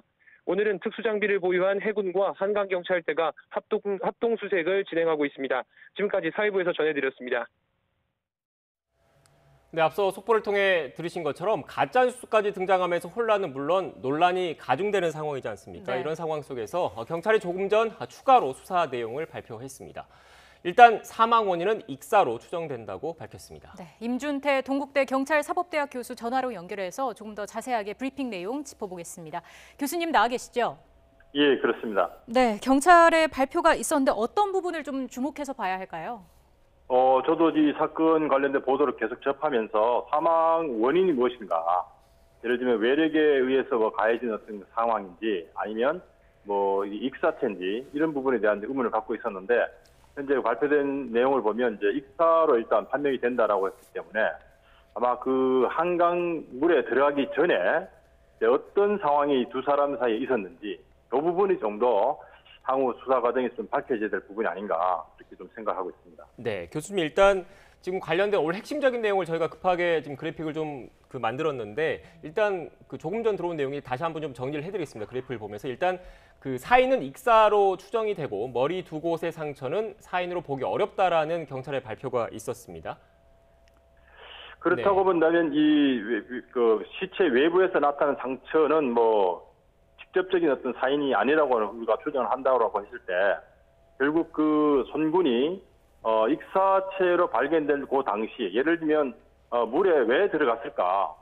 그러니까 예를 들면 술이 두 사람 다 취한 상태에서 그 손군이 시비를 걸다가 아니면 실족사를 해서 자기 스스로 강물에 익사가 됐는지 또는 A군이 어떤 시비나 또는 다른 어떤 그 동기에 의해서 그 손군을 강 쪽으로 밀어서 넘어져서 가게 됐는지 이런 부분들이 이제 향후에 어떤 지금 밝혀지지 않은 부분이기 때문에 그 부분이 아마 중점적으로 밝혀져야 될 것 같습니다. 네, 교수님 말씀 다시 한번 좀 정리를 하면 일단 오늘 경찰이 밝힌 정밀 부검 결과는 직접적인 사인이 익사로 추정이 된다라는 건데 이렇게 익사로 가기까지의 그런 과정, 행적 가운데 한 40여 분 정도가 지금 아직 밝혀지지 않았지 않습니까? 이 부분에 대해서 좀 집중을 해야 된다 이런 말씀이십니까?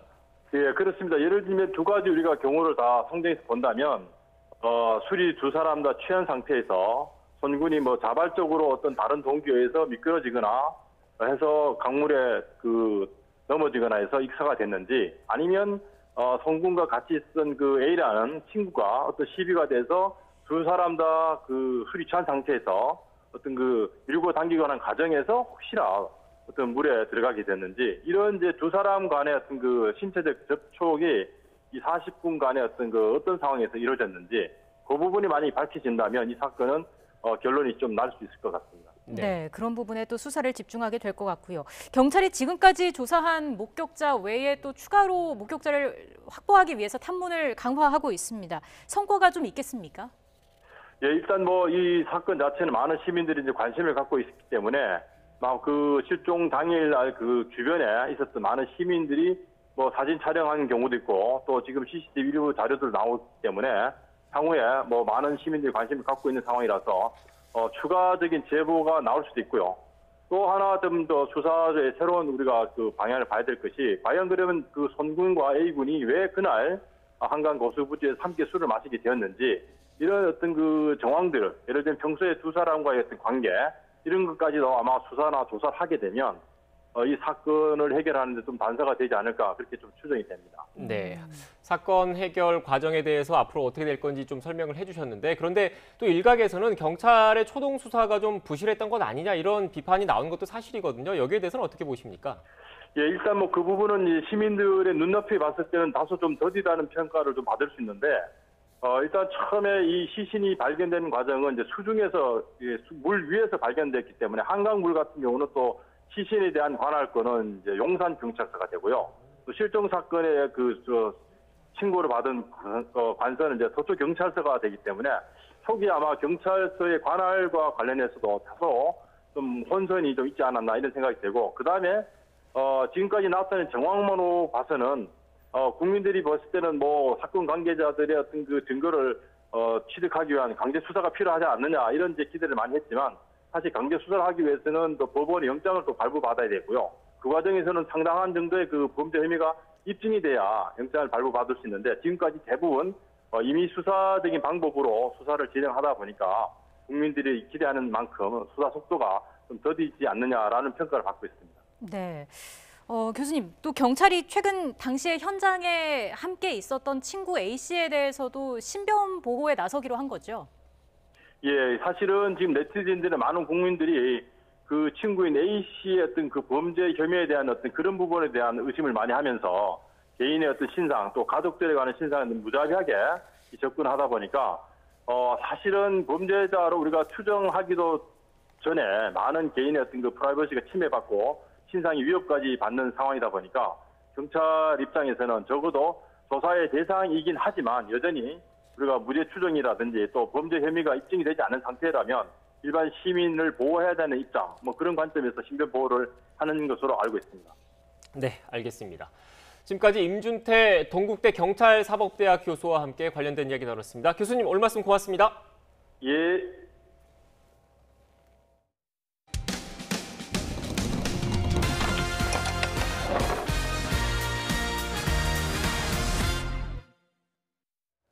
코로나19 재검사 대상이었던 30대가 보건소 실수로 음성 통보를 받았다는 제보가 들어왔습니다. 뒤늦게 재검사를 받고 확진 판정을 받았지만 출산한 아내와 갓 100일이 지난 딸까지 밀접 접촉한 상태였습니다. 제보는 Y 김대겸 기자의 보도입니다. 지난 5일 밤부터 코로나19 의심 증상이 나타난 33살 전모 씨. 열은 39도까지 올라갔고 온몸이 쑤시기 시작했습니다. 심상치 않다고 느낀 전 씨는 산모인 아내와 갓 100일 지난 딸이 행여 옮을까 스스로 방에서 격리한 채 다음 날 오전 9시쯤 진단검사를 받았습니다. 고열 증상이 있어가지고요. 그렇게 돼서 5월 6일 날 이제 아침에 고양시 덕양구 보건소로 코로나 진단검사를 받고 왔어요. 조마조마한 마음으로 기다렸는데 하루가 지난 7일 오전 10시쯤 보건소에서 음성이라는 통보를 받았습니다. 단순한 몸살이구나 싶어 바로 동네 이비인후과를 들러 수액주사를 맞았고 약국에서 약도 받아왔습니다. 집에 돌아와서는 어머니 아내와 함께 식사하고 마스크를 벗은 채로 어린 딸까지 돌봤습니다. 격리되어 있다가 5월 7일에 이제 연락을 받은 게 음성이라고 연락을 받아가지고 병원도 가고 가족들도 만나고 했는데, 그런데 이튿날 오전 보건소에서 다시 걸려온 전화에 가슴이 철렁 내려앉았습니다. 음성이 아니라 재검사 대상이었는데 잘못 통보했다는 겁니다. 부랴부랴 다시 검사를 받았는데 결국 확진 판정을 받았습니다. 결과가 잘못 전송이 된 거라 그러니까, 그리고 병원 치료도 받고 약국도 갔는데 결국 확진자가 돌아다닌 것이 되어가지고 주변 이웃분들에게도 죄송하고. 감염된 채로 만 하루 넘게 돌아다닌 셈이 된 전 씨. 어머니와 아내, 딸 모두 격리에 들어갔고 이비인후과와 약국에는 급히 방역 조치가 이루어졌습니다. 보건소 측은 통보가 잘못 이뤄진 이유에 대해 인력 부족으로 생긴 실수라면서 사과했습니다. 요즘 평균 한 1,500, 1,600 정도 건씩 검사를 하거든요. 그럼 그걸 이제 다 확인하면서 검사 결과를 통보하다 보니 그런 착오가 좀 있었습니다. 그러면서도 전 씨 가족이 추가 확진될 경우 피해에 대해선 책임지기 어렵다고 밝혔습니다. 황당하고 억울하기만 한 전 씨는 가족들까지 확진된다면 보건소에 책임을 물어 고소하겠다는 입장입니다. 문자를 잘못 보내서 접촉자가 늘어나고 격리자가 늘어나고 그로 인해 개인들이 피해를 보는 것은 누가 책임을 지는 건지 궁금합니다. YTN 김대겸입니다. 병원 선별진료소에서 코로나19 검체를 채취한 키트가 도난됐다가 회수됐습니다. 부산 남부경찰서는 어제 오후 6시 10분쯤 부산 수영구 병원 응급실 출입구에서 코로나19 검체를 채취한 키트가 사라졌다는 신고를 받았습니다. 경찰은 CCTV로 70대 여성이 키트를 가져간 사실을 확인한 뒤 동선을 추적해 오늘 새벽 6시 10분쯤 해당 여성의 집에서 키트 32개를 모두 회수했습니다. 병 의원의 대가성 불법 사례금, 이른바 리베이트를 제공한 제약회사를 신고한 사람이 정부로부터 2억 7천여만 원의 보상금을 받았습니다. 국민권익위원회는 지난달 26일 전원위원회를 열어 병 의원 리베이트를 포함한 부패 공익신고자 6명에게 모두 3억 3천여만 원을 지급했다고 밝혔습니다. 유명 식품업체에서 만든 냉동만두 봉지에서 작업자의 고무장갑이 나와서 충격을 주고 있습니다. 고무장갑에는 작업자의 이름까지 선명하게 새겨져 있었습니다. 어떻게 된 일인지 나현호 기자가 단독 취재했습니다. 소비자 40살 A씨는 냉동만두를 먹기 위해 봉지를 뜯었다가 깜짝 놀랐습니다. 만두 봉지 안에 다름 아닌 고무장갑이 들어있었기 때문입니다.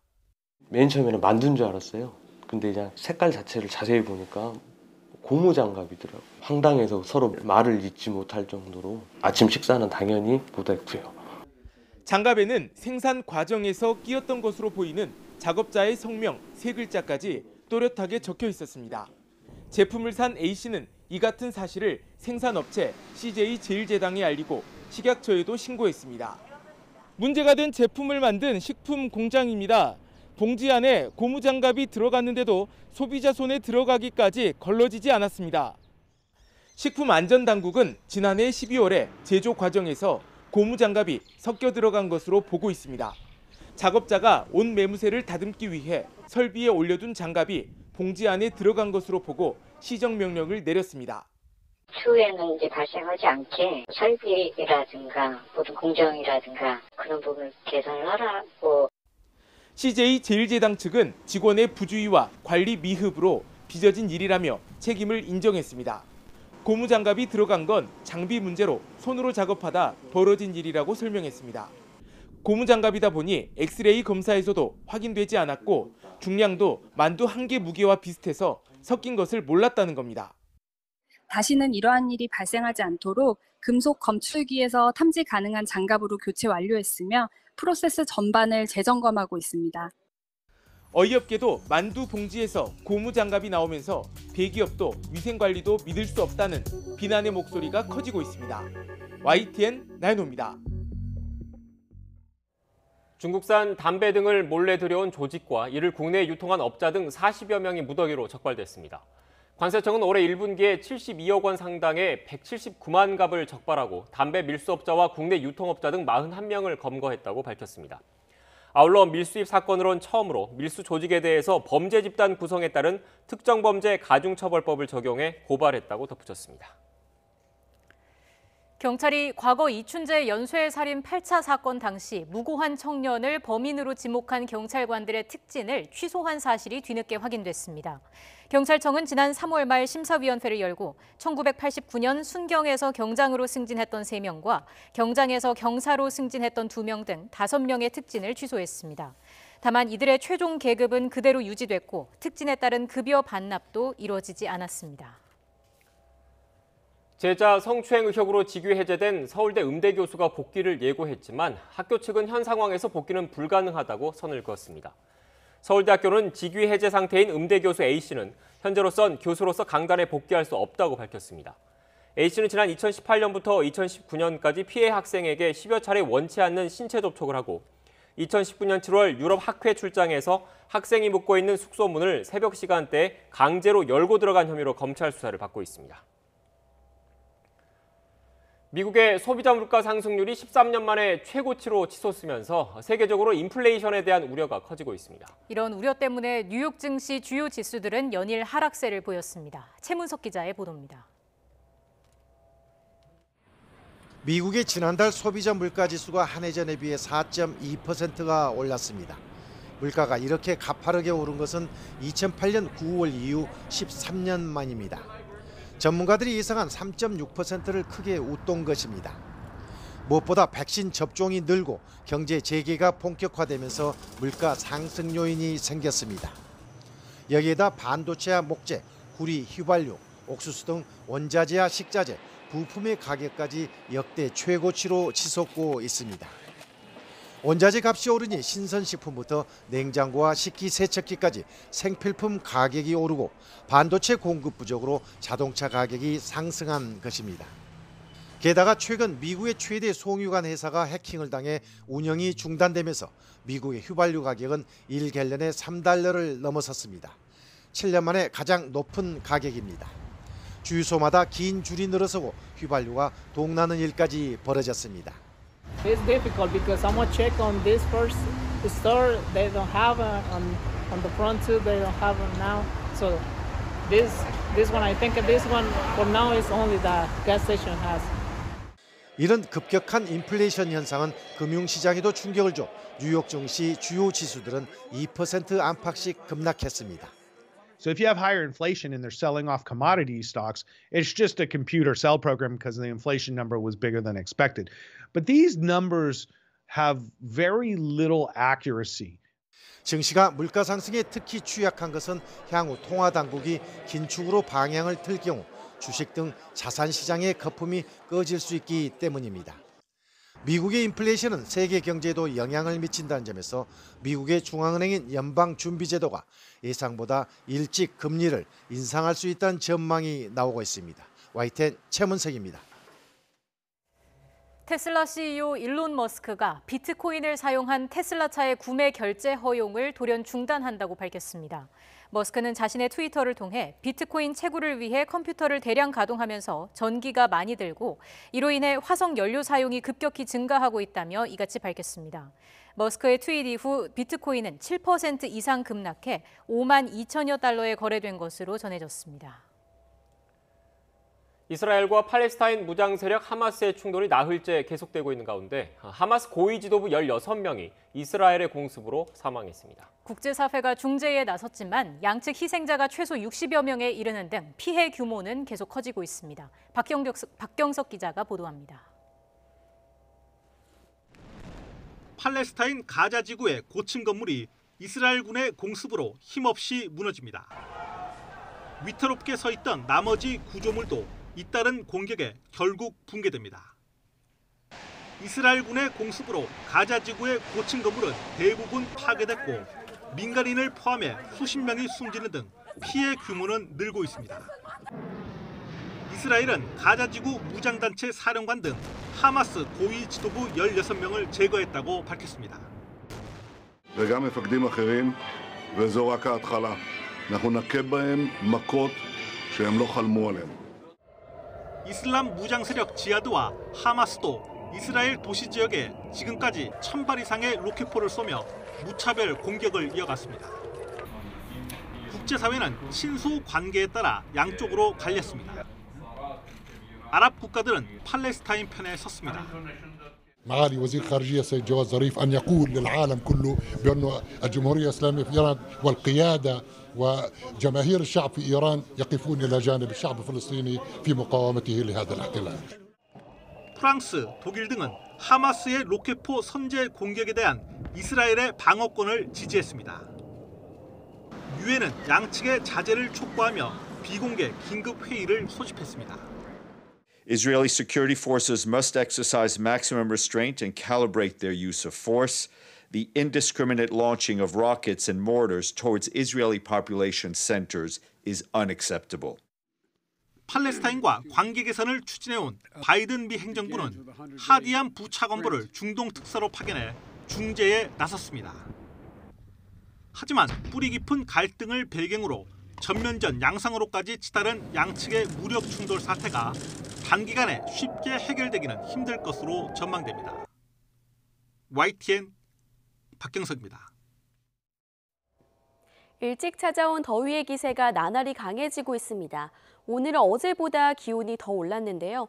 현재 강원도 원주, 신림면의 기온이 33.7도로 전국에서 가장 높고요.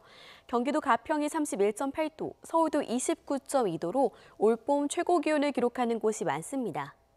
내일은 고온 현상이 절정에 달하겠습니다. 내일 춘천과 대전의 한낮 기온 31도까지 치솟겠고요. 서울도 30도까지 오르면서 하루 만에 올봄 최고 기온을 경신하겠습니다. 뜨거운 날씨 속에 현재 경기와 인천, 충남 서산에는 오존주의보가 발효 중입니다. 내일도 곳곳에 오존 농도가 높게 치솟겠고요. 자외선 지수도 매우 높은 수준을 보이겠습니다. 때이른 더위는 이번 주말 전국에 비가 내리며 누그러지겠는데요. 이번 비는 월요일 오전까지 길게 이어지겠고 특히 충청 이남과 제주에는 벼락을 동반하며 요란하게 내릴 것으로 보여 주의가 필요합니다. 지금까지 날씨 정보였습니다. 더 뉴스 마치겠습니다. 잠시 뒤 뉴스큐가 방송됩니다. 시청해주신 여러분 고맙습니다.